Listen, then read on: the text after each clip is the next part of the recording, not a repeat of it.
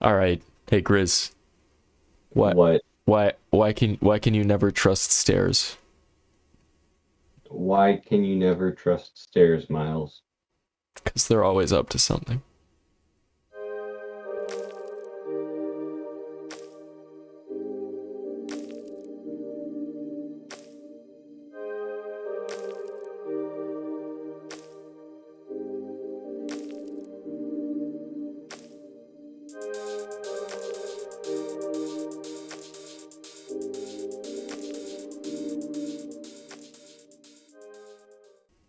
How's it going, guys? Welcome to another episode of Two Cards Cast. I'm Miles. I'm disappointed.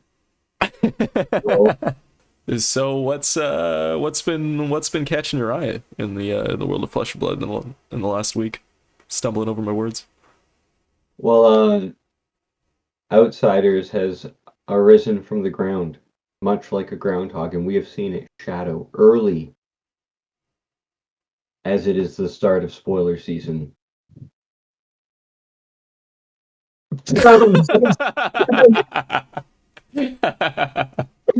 And I thought my dad jokes were. Oh, oh. No, but we have gotten a bunch of new spoilers. A Mm, bunch of new spoilers. That's kind of implied in the name, but I was not expecting it. I don't think any of you were either, unless you were Mark Poole. And you had to go ahead to spoil these artist proofs, mm. or as like a little surprise. Woo! You can do something cool, or it was an oops. I didn't know I had to keep that a secret, Mm. or a flat out leak. Either way, we got a bunch of spoilers early, and I'm super with that. And I'm going to be putting that quiver in every single Lexi deck that I make now until they Mm. make a better quiver because it makes Lexi quiver. It does. It literally, by definition, does cause that to happen again, which I'm not going to say with my own mouth. It does seem pretty cool, though. It does seem pretty cool, though. Especially, I like playing nicely. Hmm. Brrr. I'm still annoyed about that amulet of ice man.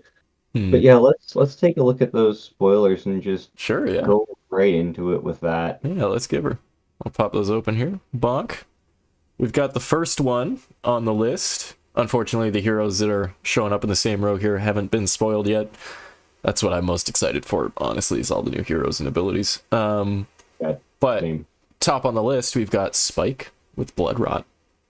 A one cost, red, blocks for 3, attack, assassin attack reaction, target attack action card with stealth, gains +3 attack, and when this hits a hero, create a Blood Rot Pox token under their control. We don't know what stealth is yet, but we do know what those tokens are. We're gonna look at those tokens right now, I think, actually, so we have Well, better because context for we everything. can actually look at them right now because if you take a look at the print number, like the card number on the bottom of each of the cards, Mm-hmm. that you can find just to the right of the rarity sign, Mm-hmm. right after it says OUT, which obviously stands for Outsiders. Mm-hmm. You can see that they're in sequence. And Pause for a sec. if Yep. I, oh Sorry, yeah, stop. All good.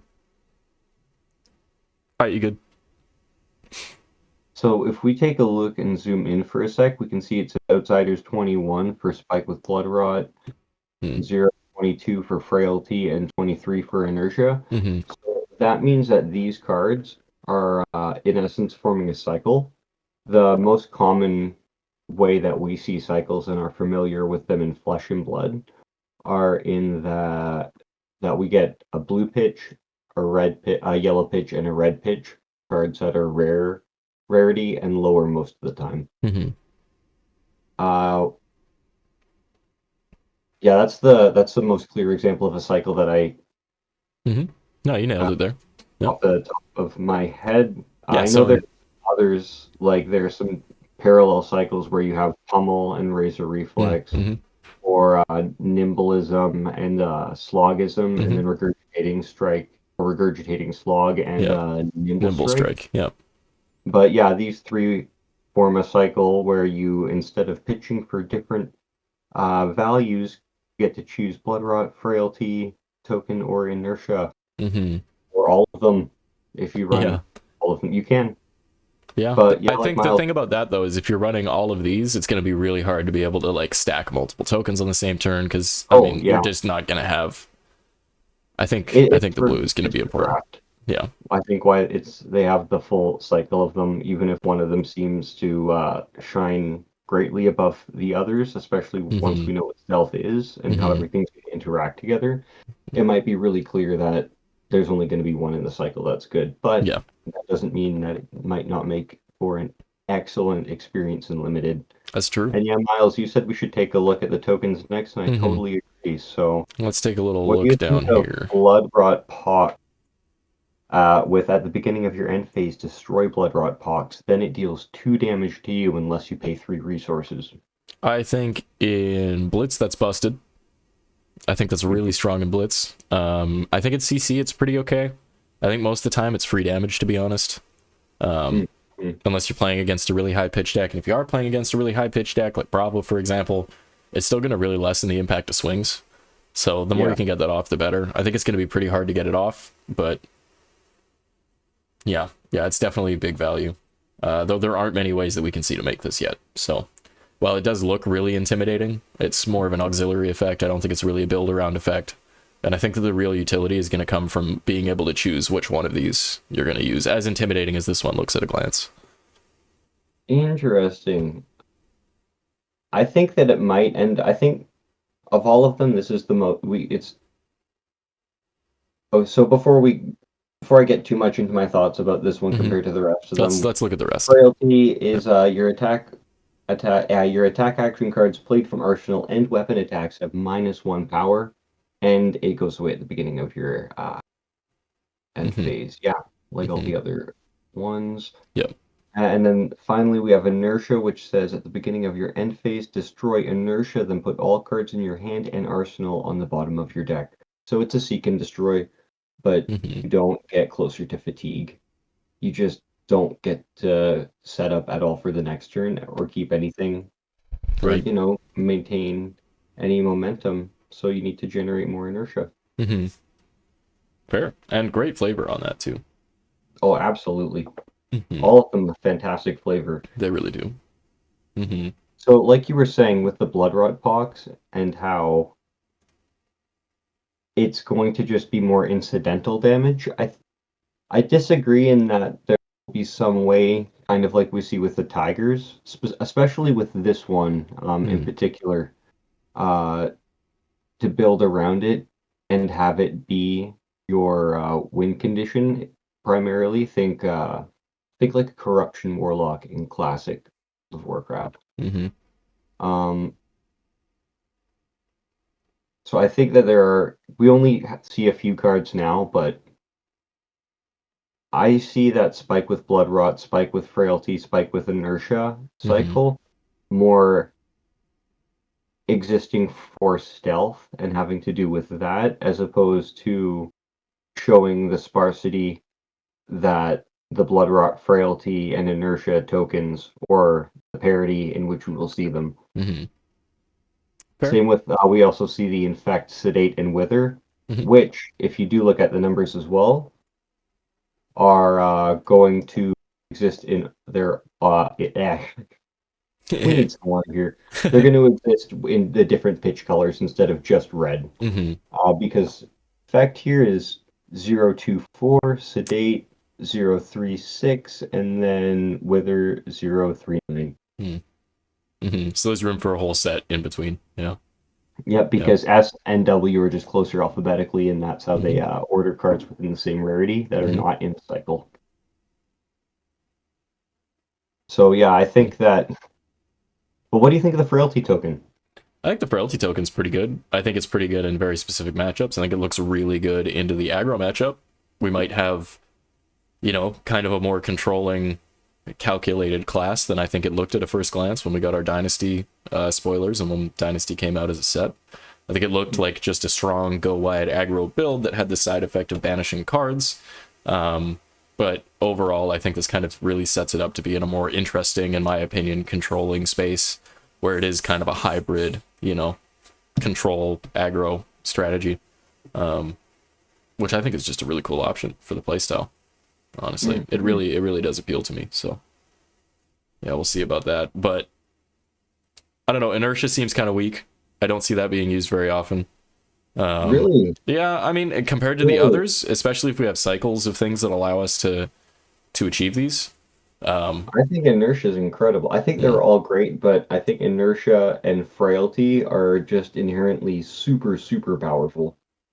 Yeah, I mean, it depends on who you're against. If you're against a Bravo, you don't care about frailty. Inertia's not that important, I feel like. I mean, like, it's kind of important. It might help if they've just heaved something into Arsenal or whatever it is, or if they're planning on it. But at the same time, I just feel like there's better per rate ways to do that already. I mean, in Blitz, totally. In CC, I think you'd side that out against Bravo. Yep. But like a Katsu or any of those crouching tigers. Yeah, frailty is incredible there. And it just ruins their Kodachis. Yeah, exactly. Plus, that'll play really well, I think, in limited with with Rangers because they have to load their arrows and stuff up in Arsenal, of course. But why I think inertia is super powerful is because Phi in the current state, one of the ways he's really good is if he sets up a big turn with something in Arsenal, like an Art of War, and then he has a 5-card hand. So when he goes in, true, it's just super explosive and massive, and it takes him a turn or two of setup. And it's the same reason why Hypothermia was banned. Hypothermia, like we talked about in the other cast, Hypothermia just says, F you, no, stop. As opposed to a channel like Frigid, which is like, ha ha ha ha, ha you suck, go ahead, and just laughs while you suffer, but like struggle and move ahead. It is like that mini. It's like, okay, you can't have that 5-card hand, and you can't decide what you're going to hold over and bring to the next turn, so you can't have that turn. You can set up your pitch stack a little bit quicker, but not going to be able to keep the tempo that greatly. So I think it's a really great tool for a deck that might need to come back, or like a Trap Ranger, so like you're really excited about with Riptide. It's true. That way you can be like, no, Phi, stop, stop. That's fair. That's fair. And then you'll be able to set up your traps, and then when he tries to come back, because now he only has a 4-card hand, you'll be nice and set up. Yeah, it gives you a little bit of advantage. Yeah, exactly. That's fair. I can see that. I can see that. At a glance, it didn't look too. I guess the power of it is more subtle, so I can definitely see that. I've played a Ranger a lot more, so I know the power of Seek and Destroy. So when I see that, I'm like, whoa. True, yeah. I like this. Yeah, I've hardly played any Ranger yet, so that'll be a nice little foray into it. Yeah. Yeah, especially in draft, you'll be forced to play it more, and I think that'll be really fun. I think so too. I'm looking forward to that. Let's take a look at Death Touch here. This is a really interesting one. We've got so good. We've got a 1-cost red with 6 attack and 2 block. It says Death Touch can't be played from hand. When this hits a hero, create the token of your choice, one of these 3 blood blocks, frailty or inertia. The 1 for 6 is incredible. And the utility to choose between all of them, especially as a card in Blitz, is crazy. It's insane. It's so good. Yeah. Because like you said, the blood rot pox is 1/10 of your life total in Blitz. So that could become super valuable as opposed to CC, where you're playing a longer game of who can maintain the tempo for the longest and do the most with the tempo while they have it. That would totally change which one you pick. Yeah, absolutely. Absolutely. It just seems like so much value. Even the 1 for 6 is kind of crazy. And sorry, you might have said this and I totally missed it, but in case, did you mention that this was an assassin and a ranger? I did not. No, I forgot about that, honestly. Yeah, it is a hybrid assassin ranger action attack card. In our last podcast, or I guess actually it was in the Fable Lost episode, but we talked about maybe they'll open that in the back one day. We talked about hybrid cards, and I had assumed that we were only going to get 3. So the fact that we've got the one tome. I was expecting two more tomes and them to be very special things. The fact that we get this actually makes me really excited because it means we might see a lot more than I thought. Well, and how does that change up draft? Well, how does that Oh, it make makes you draft feel? so open. It's Mhm. amazing. It's amazing. It brings it a little bit closer to MTG draft where you can draft multicolored cards in order to, you know, maintain some consistency and balance while you're drafting. It allows you to stay very open. And if you get it as a first pack, pick one, you don't have to tailor rather your whole set of picks to one side or the other. As long as you can keep grabbing these dual cards or these hybrid cards, yeah, you can really leave yourself open and end up with a very overall high power level. And it kind of solves the problem that we saw in Uprising where everyone just played Ninja. And it also solves the problem that we saw in Aria, where you had the split between the elemental cards and then the different elements themselves. Because you remember, everybody always makes a mistake whenever you play an elemental hero. I do it, you do it, we all do it. Is we go to fuse something or play something, and then look at, and we need it to be ice, say, because I'm ice Lexi, and I need the card to be ice really bad for Channel Lake, and then I look at it and I go, oh, wait, that's actually elemental. Yeah, it's Oh an no. elemental, not an ice card. It's got ice on it, but that's not the point. Yep. They just cut that straight out, said we don't care about fusion, we don't care about any of that. We're gonna do what we did in Aria draft, where you could, like you said, stay open, pick different things at the beginning, and make sure that you don't have to put those cracked baubles in. We're gonna cut out the middleman and just let you. They're both classes. Just do it. I don't care. Yeah, Whatever. exactly. Yeah. You're older now. It's like this is their third or fourth kid. They're like, they're probably in the card. They'll figure it out. Yeah. That's a funny analogy. Let's scroll up here and see what else we've got. We've got the Codex of Frailty, which we had already kind of talked about. I'll go over it one more time here, though. It is a Majestic, 0 cost yellow, so it pitches for 2, defends for 2, and it says each hero puts an attack action card from their graveyard face down into their arsenal. Each hero that does discards a card. It is an Assassin Ranger hybrid card in action, and it says at the bottom here, create a Ponder token under your control and a Frailty token under each opponent's control, which is really strong now, actually. Go again, and under each opponent's means that in an Ultimate Pit fight, this is going to be kind of bonkers. Yeah. Well, I mean, even with Death Touch, I think it's kind of bonkers because Death Touch can't be played in hand, and if we're going to, I'm going to pretend Ranger doesn't exist, as difficult as that is for me, you know, just for a moment, and pretend I'm just Assassin. I don't have access to reload because as a Ranger, I'm thinking I could do something like take aim to reload it into my arsenal and then buff it because it's a Ranger attack action as well. And I think that's the one that buffs the next Ranger action. There's one of them that does that. And then you would go in for this with this for like friggin' 10, and then you have threaten the tokens, and it's just gross. But if I'm Assassin, I don't have that easy way to get it into my arsenal, and I can't be certain that I'm going to just be able to arsenal it and play it because of things like inertia tokens floating around, especially in that's limited. true. So if we have something like Codex of Frailty says that we're okay, LSS is saying with Codex of Frailty that we're okay with pulling cards from the graveyard and using them again as a resource and using the graveyard almost as a second hand way. And I see that I see that as the way Assassins are going to access this mechanic. Because I think we're going to see more of this can't be played from hand. And that's probably how Assassins are going to, access that, I think. I really like that.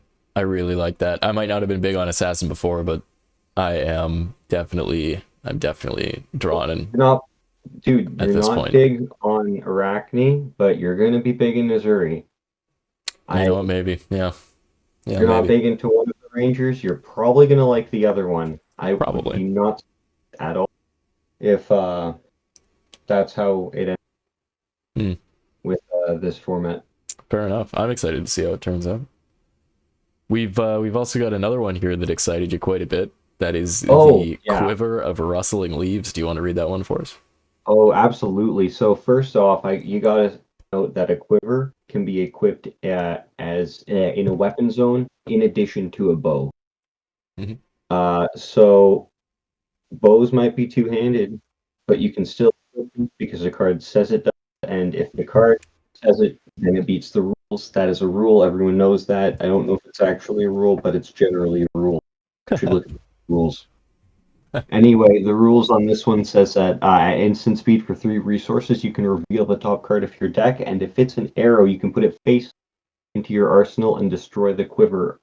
Quiver. I thought I said the wrong word for a second because quiver means something else as well, and I was like, wait, why?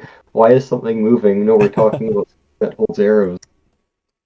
The quiver of rustling leaves. Mm-hmm. The leaves are quivering. The It's quiver is doing. rustled. Yeah. Yep, I'm quivering. I Uh, think I think this is I I think this is pretty this has pretty crazy potential. I don't I don't know. I feel like this being made the way, even the aesthetic of it, it doesn't look like it was made for Riptide. It absolutely doesn't look like that. It looks elemental in nature. I mean, rustling leaves. Look at that thing. oh, you're right. Yeah, Well, does it? Yeah, it looks like it's from Aria. it does. It absolutely looks like it's from Arya. The background looks like Arya too.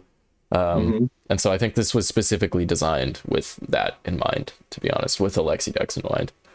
Well, and I mean the pits are underneath Metrix, which is a Hmm. giant metropolis. Hmm. And if it's a giant metropolis, it's naturally going to be a place where you can trade for goods from far off Hmm. lands that are not here, Hmm. and that would naturally make its way down to the pits Yeah. through the black market and smuggling and thievery, etc. Um, that or it was specifically designed for one of the characters from our Aria crew, which is old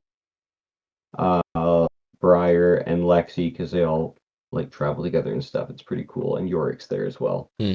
We don't talk about Yorick because he ruins games and friendships. But I agree with your excitement on the card for Ranger.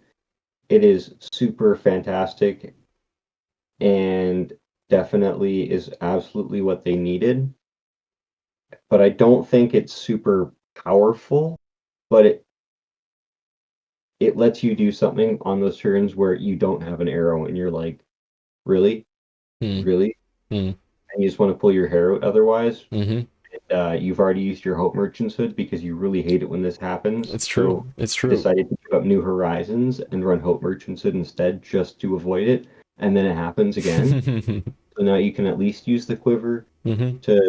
I'm thinking in Lexi, you can at least use it to maybe fetch something off Yeah. the top. But in Azalea, you're going to be doing a lot of thing anyway, Hmm. especially if you have Skullbone Cross Wrap. So you're going to have a Hmm. lot more control over what you're putting in. So this card, good in Lexi, great in Azalea, but just Yeah. fantastic in Ranger overall because it boosts their consistency, which is where they lack. 100%. I do think that this kind of speaks to the trap style a little bit as well. That you can, at instant speed, note this is instant. So if you have a card that triggers when you're attacked, for example, that is an arrow card that you could load in. Like this is an instant speed interaction, which alongside the Trap Ranger really does entice me, because it doesn't seem like it seems like it should otherwise be an action with go again. Hmm. If they didn't intend for it to be used like that, I wouldn't see why they would do it. So it just also does further excite me, even though it looks like it probably wasn't made for him. It does excite me to see that this kind of equipment is being opened up. It's going to kind of change the whole way Ranger plays, and it is going to get rid of a lot of those feel bad moments, like you said. Well, and it also does show that they're willing to give, like, they must have had something going through their head or like a reason they decided to make a bow a two-handed weapon Hmm. instead of a one-handed weapon because you use two hands to in a gameplay sense, like Yeah. obviously you use two hands to wield the bow. Um, but I'm thinking, what if that means maybe they're open to giving the Trap Ranger an offhand that actually functions more similar to a weapon, like a harpoon, Hmm. but it would have a stipulation wherein like you can attack with it, but you can't have any cards in Arsenal to attack with it, or Hmm. you can't have played any cards from Arsenal, something like that to discourage you from playing the traditional arrow style of Ranger. Hmm. But then again, they probably would just make that the main weapon, and then you don't have to worry about the bow and something more stuff like Death Touch. Yeah. But I just love speculating I about what cards could be. I personally have a feeling that the ranger traps, like the trap trope, like it's just a guess at this point. But I just got the feeling from that it's not unlikely that the traps will be cards that have to be face up in your arsenal when they're activated. Well, I know the So traps that we have now just have to be in arsenal, not face up. yeah, Nope, they don't have to be face up. the current ones don't, I- but this just makes me think like the specific ones that might be really good here might be really good at the cost of being hard to get off because they have to attack into it. And if they had to attack into it to make it good, this quiver makes a lot of sense. I just hope I could see that maybe for some really, really powerful ones, but at the same time, Yeah, I'm just like purely thinking like a specialization. Yeah. and everybody knows from Yu-Gi-Oh that trap cards are played face down. It's true. It's true. Yeah. And It's you true. have to I never wait played Yu-Gi-Oh. Yep. What? Let's move on here to Bonds of Ancestry. Sad. Okay. Okay, so I haven't do you want to read this one? I Sure, don't yeah. actually know what it does. Yeah, me neither. These are pretty much all new to me. Bonds of Ancestry. It is a 2-cost red card. 4 attack, 3 block, with combo. Combo reads, if a card with Gust Weave in the name was the last attack this combat chain. Or Gust Wave. Gust Wave in the name, rather. So like Whelming Gust Wave. That's ooh. This costs 2 less to play, so it's free if you play Gust Wave named card before it. And it has Go Again. And when this attacks, you may banish a card with combo from your graveyard. If you do, search your deck for a card with the same name, banish it, then shuffle. You may play it this combat chain. So like you're saying, they're really opening up the graveyard to being used as an additional resource in your hand. That is really cool and probably more impactful than what I'm gonna say, but I'm just like, they're gonna have more Gust Waves. Whoa, man. Yeah. Yeah. Whoa. Which means, are they all gonna need Surging Strike to be the last attack on the combat chain for them to combo? Unless they start comboing with each other. Unless they all read if you've previously attacked with a Gust Wave card. Your Mugenshi releases are going to be a lot stronger now. It's a good thing I have a lot of them. Yeah, because that one actually specifically says Whelming Gust Waves, so they're absolutely making more Gust Waves. I'm just excited for that, for the flavor of having different cycles and things and completionism, etc. But what you said about being able to get your card from combo with Graveyard, or sorry, it was banish a card with combo from your graveyard. Deck for a card with the same name, banish it, shuffle, and play it this combat chain. Yeah. So you don't get access. If I wanted combo card, super combo X, I can only play 3 of them, right? If I use Bonds of Ancestry, I can still only play 3 of them in a game. If you're in Blitz, this opens up the ceiling a lot. It's still super good. But it's still super good. That's crazy. I think it has a lot of potential. I think it definitely has. I don't know. It reads. It's just a tutor. It's just frankly a tutor for setting up your ideal turn if you get them all off right. So it's only a rare. I thought it was a majestic. No, yeah, it's only rare. Yeah. It's probably like going to be yellow and blue pitch as well. Yeah.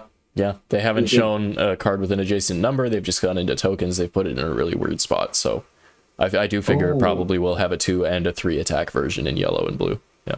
That's super cool, dude. Let's scoot on. I think it's cooler. It's cooler than Razor's Edge, which is our next attack reaction. The Assassin class, which says target attack action card with stealth gains +3. It's a cut to the chase for stealth without the let me look at your deck thing. Then we also have Wither and Sedate, which say. So I'm zooming in just to double check that. Wither Wither attacks for 3, blocks for 3, has stealth, and says when this hits a hero, create a frailty token under their control. So they're all basically the same card. Yeah. Just swap out the word frailty with inertia with blood rot pox. Yeah, and these are a cycle, And just like you were saying before. Some of the cards are. Yeah. yeah, so these ones are going to exist in like yellow, blue, and red, and that seems like pack filler to me. And I'm kind of like, oh, that takes up a lot of slots, which could be other things. But like you said earlier, we don't know what stealth does yet. It lets you pick which one you want to do. So if you want to do a blood rot pox deck, you can run in CC. You can run 9 infect. Yep. So that's cool. That's pretty cool because I love damage over time. That's super fun. Well, you won't be able to run 9, right? Looking at the serials here, 24. Oh, these are cycles. Oh, they're all individually. So me. I thought these were like one cycle themselves. Oh, Nope, you can. Not That got way better. Yeah, just the spikes that are the cycle within themselves. It looks like it. That's really cool. Okay, all right, I get it now. Wow. So that's going to be interesting. So stealth is probably some kind of evasion, similar to how dominate or overpower are invasion. I'm doubling no down. Flying in I'm doubling down on what I've said before. I think stealth means this damage cannot be prevented. I think you can block it with cards from your hand, but I don't think that you can use Oasis Respite. I don't think you can use Arena's Prayer. If it were Spectral Shields. Spectral Shields are not going to work. I guess Prayer only does arcane damage, right? So it's kind of not relevant, actually. But yeah. At Quell also will not work. Interesting. Which will be really important, I think, for the actual like limited gameplay, because that's going to be something that's not going to be able to be lent into, and it also counters some things in Blitz. So do you think Quell will be reprinted on, or we will see Quell again on common equipment? Is what you're saying? I would not be surprised. Yeah. I don't think it's a guarantee, but if it happened, it definitely wouldn't surprise me. Dude, a guarantee would be really gross, and also you'd have to make sure you took his armor off first because there'd be lots of metal in it. Wait a minute, hey! And what if he was spinning first? You'd get tea everywhere. I wish I could spin to win. I wish I could. That's what my heart wants. We're just gonna move on. Spike with inertia, spike with frailty, and spike with blood rot. Yeah. Give an attack with stealth +3, and then you get whatever token that you picked if it hit. For 1. It blocks 3. That's nice. I like it. I am really excited at the prospects of Uzuri and the Trap Ranger. I'm over the moon. I was worried about them taking this game in a very go wide direction for a little while and really just like pushing that, but it seems like they found a way to make the whole game more similar to that, and then to play around the more intricate parts of that. And it seems like it actually is allowing for a more complex level of play. Kind of similar to when you see less and less vanilla creatures in Magic the Gathering in the early 2000s, when suddenly something having flying isn't busted OP. It doesn't cost 8 mana for a 4/4 flyer. I think it's kind of similar. The game is speeding up a bit. It's getting more complex. There's more to learn. There's more intricacy to deal with, and I am really excited for that because it actually allows for more of the kind of mid-rangey, kind of more control-oriented style that I like to play in TCGs, and I feel like it really opens the door to a lot of new strategies that might entice a lot of new players as well. I like what you said with how we're giving everybody the ability or keep them up to the power level of the go wide. But then we're also giving them their ways to deal with it. So it's not just a big fi fest. Right. And that was really similar to one of the decks that you used to play in Modern in Magic with Merfolk. And that okay, I don't care if you're gonna go wide because I'm gonna spam the board with a bunch of good stuff too. Yeah. But I'm also going to be controlling what you do. Yeah. And also spending my card slots to just say no to you, so I Hmm. can just inherently get the value out of my creatures in my Hmm. board set. And then find ways to Yep. prevent them from being able to be blocked, right? So it's just like my deck is split down the middle in those situations where it's like counter spells in order to stop their most important things. The most important part about playing a deck like that is countering Yep. the right thing, right? So As opposed to Channel Mount Briar, where you're yeah, like, yeah, attack yeah. Skulker, or your Viscerai back in like Blitz when they had Skeleta, and you're just like, I can make rune chance. I can make.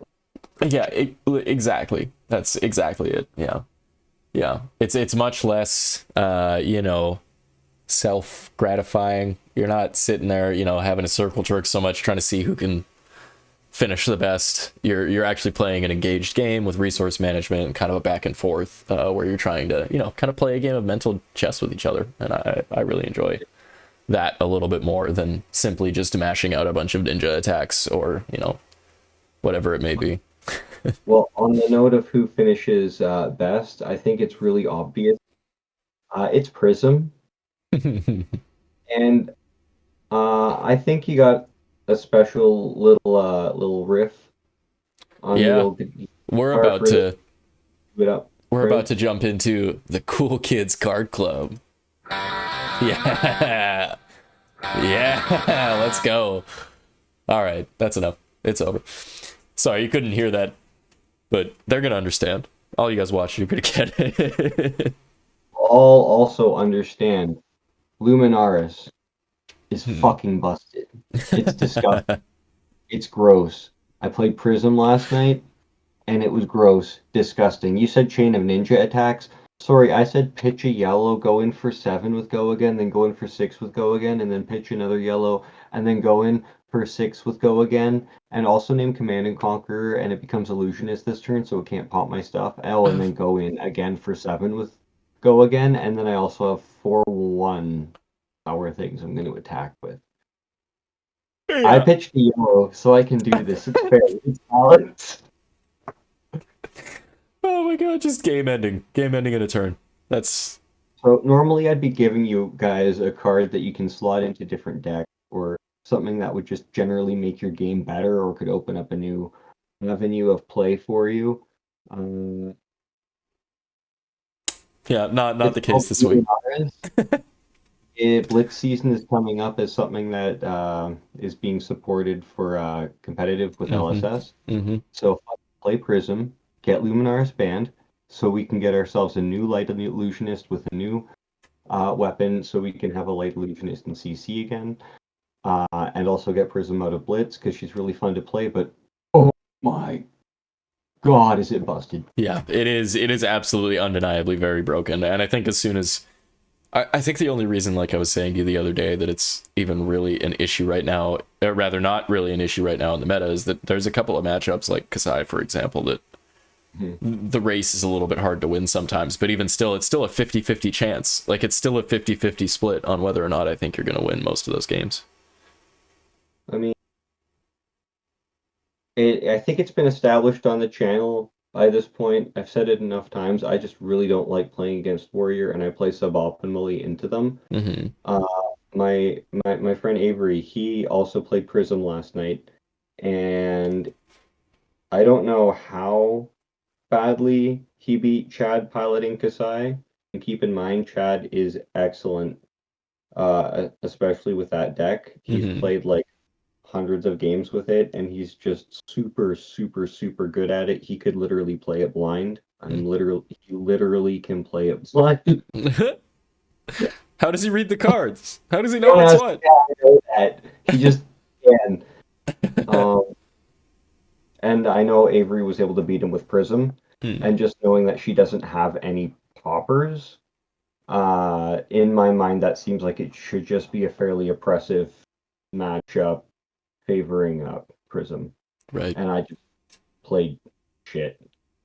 Fair. You know what? And Fair. still, I s- well, Yeah. it's really gross. And also its art is really nice as well. So it's just getting everything for the Cool Kids Club this week in terms of functionality, play, art. Just it needs to go. I should do one about Rosetta Thorn too. Hey, get it Oh, out of here. oh, get that thing out of here. It's one of the most underrated things in the entire game. They're getting rid of Winter's Wail before they get rid of it. But I guess I get that because Oldham has a really high win rate and he's really good into the meta because of that. But come on, I just don't like it. Make it go away, please. I did kind of lie saying that all of the cards for this week were Luminaris. There is one card that I do want to mention and give as an alternative if you want to actually play a fair and balanced illusionist weapon and not be fucking Luminaris, because you're not Prism, you're Luminaris. So if you don't want to be disgusting and you actually want to be Prism or Dromai, which is fantastic, try Iris of Reality. It's a fantastic weapon. It is. It's a my pain in the favorite. ass. I never run Storm of Sandakai. I don't know what that thing is. What the fuck's a dragon? Dragons aren't real. Are you retarded? I can't say that. You need to edit that out, Miles. Can we keep it? I think so. I don't see a problem with it, but I stand by my word. Redacted.